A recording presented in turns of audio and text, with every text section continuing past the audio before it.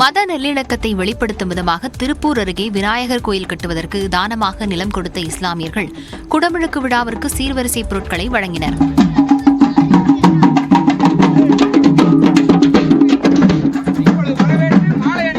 படியூர் அருகே Ottapalayam rose garden பகுதியில் 300க்கும் மேற்பட்ட குடும்பங்கள் உள்ளன.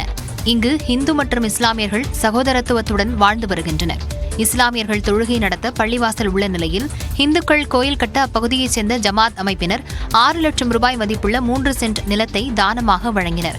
கோயில் கட்டும் பணி நிறைவடைந்த நிலையில் குடமுழுக்கு சிறப்பாக நடைபெற்றது. இதற்கான சீர்வரிசை பொருட்களை இஸ்லாமியர்கள் வழங்கினர்.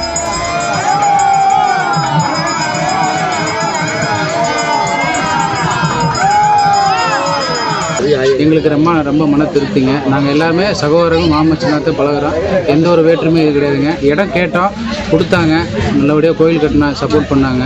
இந்த கோயில் ஒற்றுமையின் சின்னமாகவும் வருங்கால சன்னதியினுடைய இந்த கோயில் ஒற்றுமைக்கு எடுத்துக்காட்டாகவும் விளங்கும் என்பது ஐயமில்லை.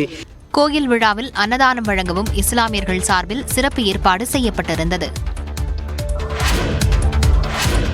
புனேவில் மதுபோதையில் 17 வயது சிறுவன் இயக்கிய கார் மோதி 2 உயிரிழந்த வழக்கில் சிறுவனின் இரத்த மாதிரிகளை மாற்றியதாக 2 மருத்துவர்கள் கைது செய்யப்பட்டனர். கடந்த 19ஆம் தேதி மதுபோதையில் காரை இயக்கிய சிறுவன் அதிவேகத்தில் சென்று பெண் உள்ளிட்ட 2 மென்பொறியாளர்கள் மீது மோதினார். இதில் 2 உயிரிழந்தனர். இந்த வழக்கில் முதல் தகவல் அறிக்கை கடந்த 20ஆம் தேதி பதிவு செய்யப்பட்டது. 15 மணி நேரத்தில் சிறுவனுக்கு ஜாமீன் வழங்கப்பட்டது தேசிய அளவில் அதிர்வலைகளை ஏற்படுத்தியது.